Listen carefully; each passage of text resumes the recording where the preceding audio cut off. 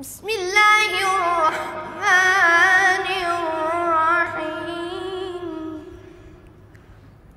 اعوذ باللہ من الشیطان الرجیم۔ بسم اللہ الرحمن الرحیم۔ الحمدللہ رب العالمین وصلی اللہ علی محمد وآل محمد۔ قال اللہ تبارک و تعالی فمن حاجک فیہ من بعد ما جاءک من العلم فقل تعالوا ندعو ابناءنا وابناءکم ونساءنا ونساءکم وانفسنا وانفسکم ثم نبتہل فنجعل لعنت اللہ علی الکاذبین۔ صدق اللہ العلی العظیم۔ سامعین محترم، ناظرین کرام، آج کی گفتگو کا موضوع تفسیر آیت مبہلہ ہے۔ ہم اس آیت کی مختصر تفسیر کریں گے۔ اس آیت کے ضمن میں جب مفسرین کے کلمات کو دیکھا جائے تو تمام سنی شیعہ مفسرین نے اس آیت کے ضمن میں واقعہ مبہلہ کو ذکر کیا ہے۔ واقعہ مبہلہ کا پس منظر کچھ اس طرح ہے کہ فتح مکہ کے بعد غلبہ اسلام کا دور شروع ہوتا ہے اور اسلام دنیا کے ہر کونے میں تیزی سے پھیلنا شروع ہوتا ہے، یہاں تک کہ ہرقل روم، کسرائے ایران، شاہ حبش اور شاہ یمن تک اسلام پہنچ جاتا ہے۔ یمن کے قریب نجران کا علاقہ، اس میں آباد عیسائی اس صورتحال سے پریشان ہوتے ہیں اور اسلام سے بچنے کے لیے تدبیریں سوچنا شروع کر دیتے ہیں۔ اتنے میں رسول خدا صلی اللہ علیہ وآلہ وسلم دعوت اسلام کا خط نجران کے عیسائیوں کی طرف لکھتے ہیں۔ جو ہی خط پہنچتا ہے تو عیسائیوں کے بڑے بڑے رہنما، سیاسی، سماجی اور مذہبی رہنما اکٹھے ہوتے ہیں، ایک میٹنگ بلاتے ہیں اور اس میٹنگ میں اسلام پر بات کرتے ہیں، جس میں اکثریت اسلام کے خلاف نظر آتی ہے اور چند لوگ اسلام کی حمایت کرتے ہیں۔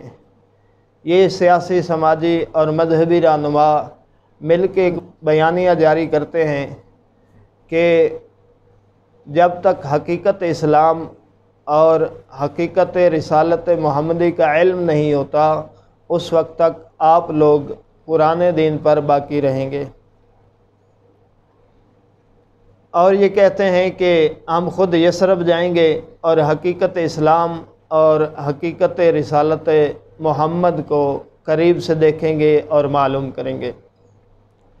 چنانچہ عیسائی رہنما 14 رکنی وفد کے ساتھ 70 افراد لیے ہوئے مدینہ پہنچتے ہیں اور اس شان و شوکت سے جاتے ہیں کہ انتہائی نازک اور قیمتی لباس اور زیورات سے اپنے آپ کو مزین کیا ہوا ہوتا ہے۔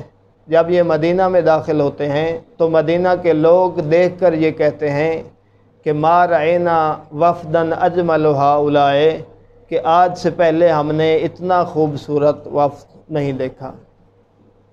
ان کو مسجد نبوی میں ٹھہرایا جاتا ہے اور ان کی عبادت کا وقت ہوتا ہے اور عبادت کا نکارہ بجاتے ہیں، اور جو ہی عبادت کا نکارہ بجتا ہے تو یہ مشرق کی طرف منہ کر کے اپنی عبادت شروع کر دیتے ہیں۔ صحابہ نے جب یہ صورتحال دیکھی تو روکنے کے لیے آگے بڑھے، لیکن پاک پیغمبر صلی اللہ علیہ وآلہ وسلم نے منع فرمایا اور آزادی عقیدہ، ایمان اور عمل کی ایک بے نظیر مثال قائم کر دی کہ مسجد نبوی میں غیر مسلم 3 دن تک اپنے عقیدہ اور عمل کے ساتھ آزادی کے ساتھ رہتے ہیں اور اسلام کی مہمانی میں رہتے ہیں۔ 3 دن کے بعد رسول خدا صلی اللہ علیہ وآلہ وسلم انہیں اسلام کی دعوت دیتے ہیں، اور پھر ان کے اور رسول خدا کے درمیان کچھ یوں باتیں ہوتی ہیں کہ وفد یہ کہتا ہے کہ اے محمد، ہم نے اپنی توریت میں حضرت عیسیٰ کے بعد آنے والے نبی کے متعلق جتنی صفات دیکھی ہیں، پڑھی ہیں، وہ تمام کی تمام آپ میں پائی جاتی ہیں، सिवाय एक सिफ़त के। एक सिफ़त आप में नहीं है और वो सिफ़त हमारे लिए बहुत अहम है। वो सिफ़त ये है कि आप हज़रत ईसा अलैहिस्सलाम को झुठलाते हैं, उनकी तकज़ीब करते हैं, उनको बंदा खुदा कहते हैं। तो रसूल खुदा इरशाद फरमाते हैं कि मैं हज़रत ईसा अलैहिस्सलाम पर ईमान रखता हूँ, उनकी तस्दीक करता हूँ और गवाही देता हूँ कि हज़रत ईसा नबी मुरसल हैं और बंदा खुदा हैं। ईसाई जवाब में ये कहते हैं कि मादरजाद अंधों को बीनाई देने वाले हज़रत ईसा हैं, बर्स के मरीज़ों को शिफायाब करने वाले हज़रत ईसा हैं, मुर्दों को ज़िंदा करने वाले हज़रत ईसा हैं। तो फिर ये कैसे खुदा के बंदे हो सकते हैं? हज़रत ईसा इब्नुल्लाह हैं। इसके जवाब में रसूल खुदा इरशाद फरमाते हैं कि ये सब कुछ एक नबी खुदा अल्लाह के इज़्न और उसके अम्र से मोजज़े के तौर पर अंजाम देता है। इसके बाद ईसाई ये कहते हैं कि हज़रत ईसा बाप के बग़ैर पैदा हुए हैं। अगर हज़रत ईसा अल्लाह का बंदा है तो बग़ैर बाप के कैसे पैदा हो गया?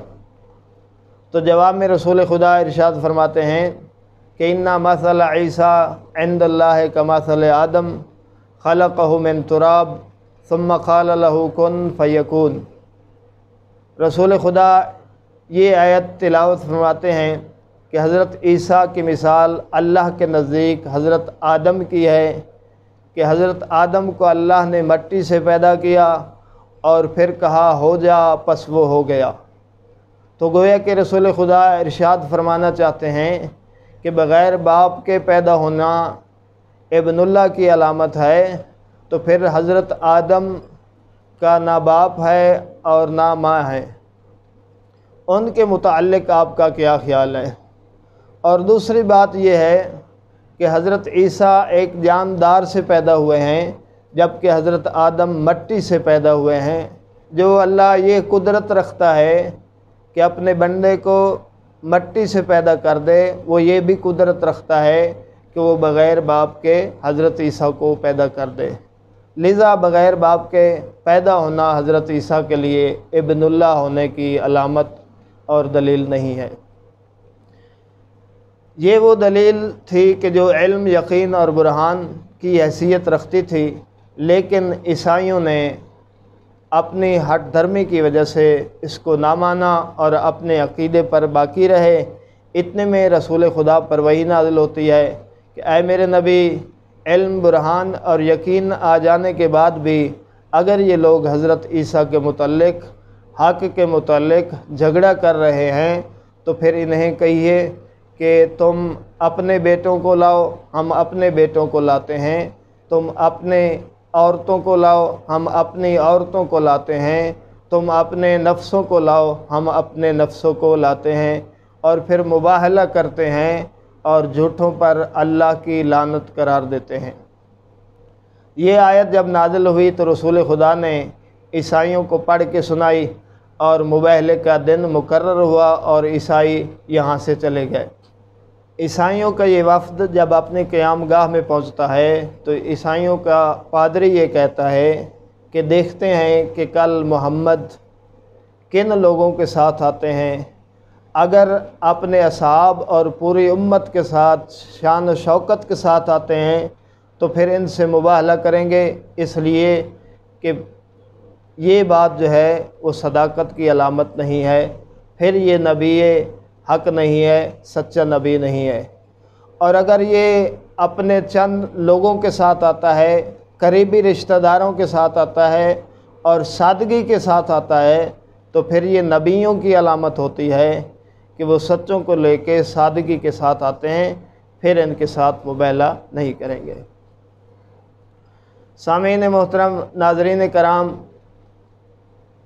मुबाहला की रात पूरे मदीना में जितनी बड़ी बड़ी शख्सियात थी वो सब ये सोचते रहे कि कल रसूल खुदा किस को लेके जाते हैं। तो सवाल ये पैदा होता है कि मुबाहला के लिए रसूल खुदा किस को लेके गए। तो जब हम تفاسیر کی کتب کا مطالعہ کرتے ہیں تو اس آیت کے ضمن میں تمام مفسرین نے، مورخین نے، سیرت نگاروں نے یہ لکھا ہے کہ 24 ذی الحج کو جب صبح ہوئی تو رسول خدا صلی اللہ علیہ وآلہ وسلم حضرت علی، حضرت فاطمہ اور حضرت حسن اور حسین علیہم السلام کو لے کے مباہلہ کی طرف روانہ ہوئے ہیں۔ اس اتفاق اور اجماع کو چوتھی صدی کے بہت بڑے سنی عالم دین، مقتدر عالم حضرت ابو بکر جساس، اس نے اپنی 2 کتابوں احکام القرآن اور معرفت علوم حدیث میں اس اتفاق اور اجماع کو نقل کیا ہے، اور یوں لکھا ہے کہ تمام سیرت نگاروں اور مورخین کا اس بات پر اتفاق ہے کہ مباہلہ کے دن حضرت محمد مصطفیٰ صلی اللہ علیہ وآلہ وسلم حضرت امام حسن، حضرت امام حسین، حضرت امام علی علیہ السلام اور حضرت فاطمہ کو لے کے مباہلہ کی طرف گئے ہیں، اور اس انداز میں رسول خدا تشریف لے گئے۔ رسول خدا کے دائیں طرف حضرت امام حسن تھے، بائیں طرف حضرت امام حسین تھے، اور ان کے پیچھے حضرت فاطمہ تھی، اور ان کے پیچھے حضرت علی علیہ السلام تھے۔ ناظرین محترم، سامعین کرام، اب سوال یہ پیدا ہوتا ہے کہ آیا یہ مباہلہ متحقق ہوا ہے یا نہیں ہوا؟ یعنی عیسائیوں اور حضرت محمد صلی اللہ علیہ وآلہ وسلم کے درمیان یہ مباہلہ واقع ہوا ہے یا نہیں ہوا؟ تو جب ہم تاریخ کو دیکھتے ہیں کہ جب رسول خدا اپنے ان ہستیوں کے ساتھ مقررہ جگہ اور مقام پر پہنچتے ہیں تو عیسائیوں کے بڑے سردار آتے ہیں اور رسول خدا سے پوچھتے ہیں کہ آپ مباہلہ کے لیے کن کو ساتھ لے کر آئے ہیں؟ تو اس وقت رسول خدا جواب میں ارشاد فرماتے ہیں کہ باہلکم بخیر الارض، کہ میں تمہارے ساتھ مباہلہ کرنے کے لیے اللہ تعالیٰ کی مخلوق میں سب سے بہتر مخلوق کو لے کر آیا ہوں۔ یہ صورتحال دیکھ کر وہ اپنے پادری کے پاس جاتے ہیں اور اس کو ساری صورتحال بیان کرتے ہیں۔ پادری انہیں یہ کہتا ہے، عیسائیوں کا مذہبی رہنما، یہ پادری جس کو عربی میں اسقف کہتے ہیں، وہ یہ کہتا ہے کہ ان سے مباہلہ نہ کرنا، اس لیے کہ انی لارا وجوہا لو سأل اللہ بہا ان یزیل جبلا من مکانہ لازالہ، کہ میں ایسے چہروں کو دیکھ رہا ہوں کہ اگر محمد ان چہروں کا واسطہ دے کر اللہ سے پہاڑ کو اپنے مکان سے ہٹنے کی دعا کرتا ہے تو اللہ تعالیٰ اس پہاڑ کو اپنے مکان سے ہٹا دے گا۔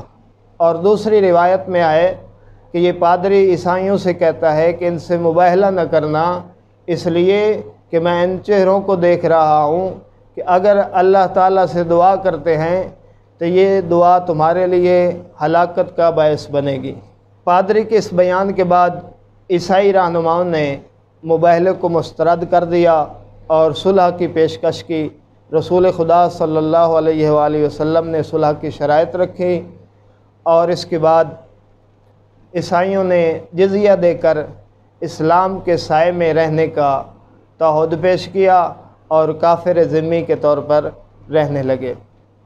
سامعین محترم، ناظرین کرام، اس واقعہ مباہلہ کو اگر دیکھا جائے تو جہاں یہ واقعہ حقانیت اسلام اور صداقت رسالت کو بیان کر رہا ہے، وہاں پر عظمت اہل بیت کو بھی بیان کر رہی ہے کہ اس واقعے سے جہاں پر حقیقت اسلام اور رسول خدا کی صداقت کا اعلان ہوا، وہاں پر عظمت اہل بیت کو بھی ذکر کیا گیا ہے۔ اور رسول خدا صلی اللہ علیہ وآلہ وسلم نے ان 4 ہستیوں کو اپنے ساتھ لے جا کر پوری دنیا پر واضح کر دیا کہ اے لوگو، آج سے لے کر قیامت تک ان ہستیوں کے مقابل میں جو بھی ہوگا وہ باطل اور کاذب اور جھوٹا ہوگا، حق اور صداقت ان کے ساتھ ہوگی۔ وصلی اللہ علی محمد و آل محمد۔